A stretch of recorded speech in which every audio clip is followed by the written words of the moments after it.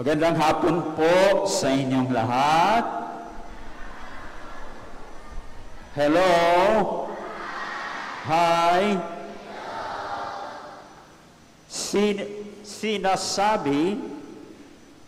Sinasabi na kung tayo ay may malasakit sa iba, yan ay nangangahulugan na ang iba ay mahalaga sa atin.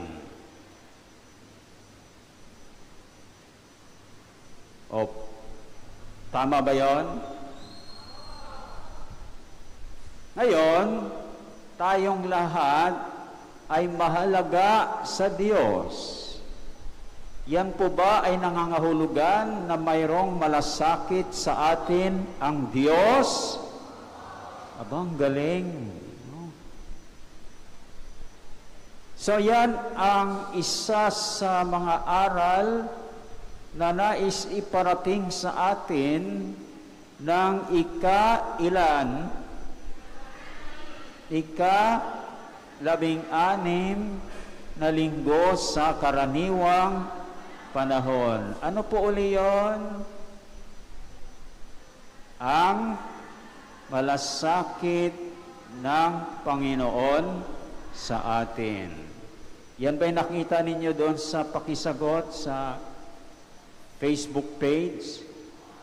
Oh, very good. So alam na ninyo, ang ating aral, isa sa mga aral na ating tatalakayin. So, ang malasakit ba ng Diyos ay makikita natin sa unang pagbasa? Bang, very good. Mula saan ang unang pagbasa? Ang galing-galing naman ninyo. Mula sa aklat ni Propeta Jeremias. Ang galing-galing ng ating mga Sunday school. Palakpakan naman natin sila, no? Talagang nag-aral kayo. Kasi kung hindi kayo makasagot, ibig sabihin hindi kayo nag-aral. Hindi po ba? So, makikita natin ang malasakit ng Diyos sa unang pagbasa. Kanino siya nagpakita ng malasakit?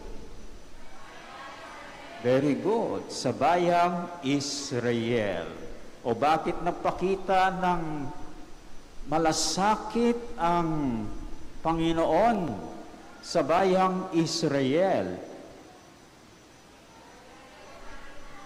Dahil may nangyari sa mga leader. Anong ginawa ng mga leader?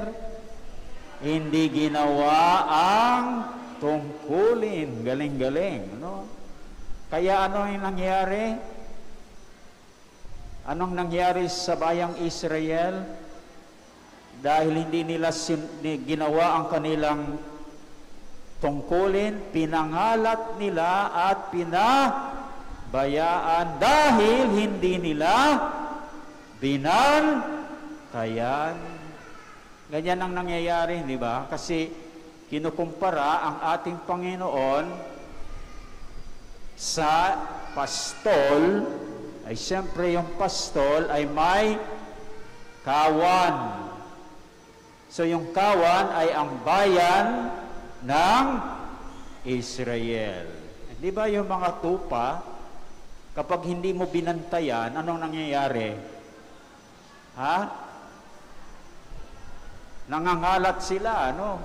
Di ba? Yun ang nangyari. Kaya dito makikita natin na ang malasakit ng Panginoon ay ayaw niyang tayo ay pinangangalat at pinababayaan. Gusto niya na tayo ay pangalagaan. Gusto ba ninyong malasakit na ito ng Diyos, ng Panginoon? Ayaw kayong pababayaan. Yun. Sa ikalawang pagbasa ba, makikita din natin ang malasakit ng Panginoon? Mula sa aling aklat ang ikalawang pagbasa? Sa sulat ni Apostol San Pablo sa mga taga-Epeso. O, kanino naman siya nagpakita ng malasakit? Very good. Sa mga Hudyo at mga Hintil. Katunayan, sa lahat ng tao. Dahil noong unang panahong iyon, ang lahat ng tao ay nahahati lamang sa dalawa. Yung mga Hudyo at hindi Hudyo. Ang mga hindi Hudyo ay Hentil. Okay? Maliwanag? O, bakit naman nagpakita ng malasakit ang Panginoon sa mga Hudyo at Hintil? May may alitan. Kaya tingnan ninyo kung may alitan, nandiyan ang malasakit ni Lord, no? Magmamalasakit siya. May alitan ang mga Hudyo at Hentil. Saan kinukumpara? Sa isang pader na naghihiwalay sa kanila. Kaya tingnan ninyo, yung templo, may lugar yung mga Hentil. Pero sila doon ay sako dulu-duluhan. May cubicle sila, doon lang sila. Kapag pumunta sila sa cubicle ng mga Hudyo,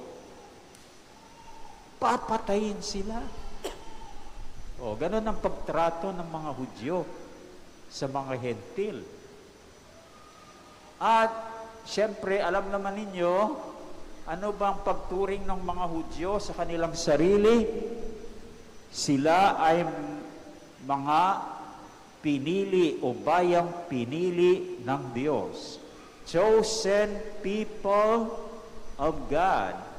At mababa ang kanilang pagtingin sa mga Hentil.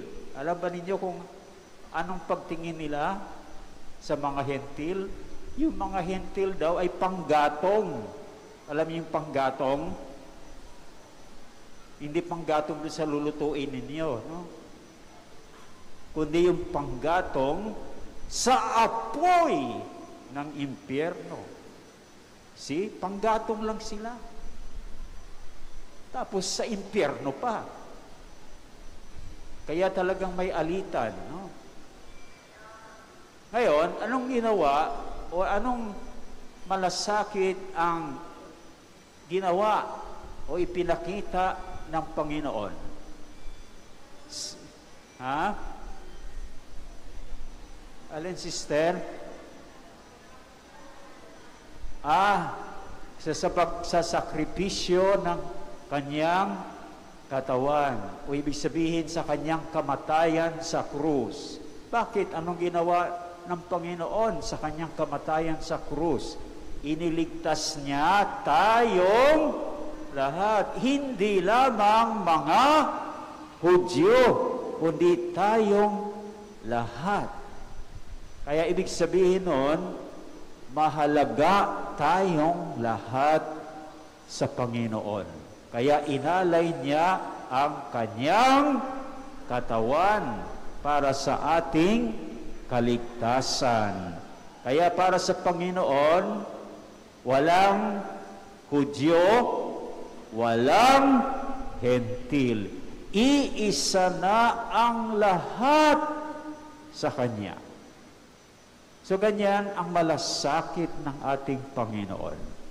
Ayun niya na tayo ay may alitan. Dahil sa alitan, mayroong pagkakahiwalay. Gusto niya na tayo ay mayroong pagkakaisa. O, nagustuhan ba ninyo yon? Amen ba yon? O. Pangatlo, sa Ebanghelyo, mula saan ang Ebanghelyo? Ayon kay San Marco. Ngayon, dito sa Ebanghelyo, ayon kay San Marco, may dalawang grupo na pinakitaan ng Panginoon ng kanyang malasakit. Alin ang unang grupo? Kanyang mga apostol. Ano yung nangyari sa mga apostol? Kababalik lang nila sa Panginoon mula sa kanilang misyon. At iniulat ang lahat ng kanilang ginawa at lahat ng kanilang naituro nung sila ay nagmisyon. Tapos naman pala bakit nagpakita si Lord ng malasakit para sa kanila? Very good. Nakita ni Lord na sila ay gutom at pagod. Kaya anong malasakit na ginawa ni Lord? Dinala niya sila sa isang ilang na lugar para doon sila ay makakain at makapagpahinga. So yun ang malasakit ng ating Panginoon.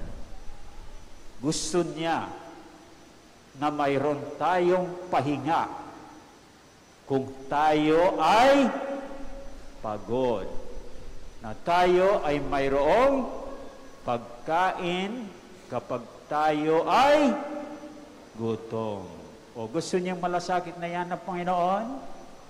Amen ba? Tingnan naman natin kung kayo ay may malasakit. Naku, tumahimik na kayo. Ang mga nagsisimba sa St. Andrew, lalong-lalo na yung mga Sunday schooler, ay hindi pinangangalat, pinababayaan ang kanilang mga kasamahan, lalong-lalo na sa tahanan at sa kanilang trabaho, bagkus sila ay pinangangalagaan. Mayroon ba kayong ganyang malasakit? Amen ba yun? Very good. Mayroon na kayong isa. Pangalawa, ang mga nagsisimba sa St. Andrew, lalong-lalo na yung mga Sunday schoolers, ay ayaw ng alitan, ayaw ng pagkakahiwalay. Bagkus, gusto nila ng pagkakaisa. Amen po ba yun? Totoo ba? Pangatlo, ang mga nagsisimba sa St. Andrew, lalong-lalo na yung mga Sunday schoolers, ay hindi gusto or gusto pala na may pahinga ang pagod, may pagkain ang nagugutom. Amen po ba yun? Kung amen kayong lahat, masasabi na kayo ay may malasakit na tulad ng Panginoon. Amen!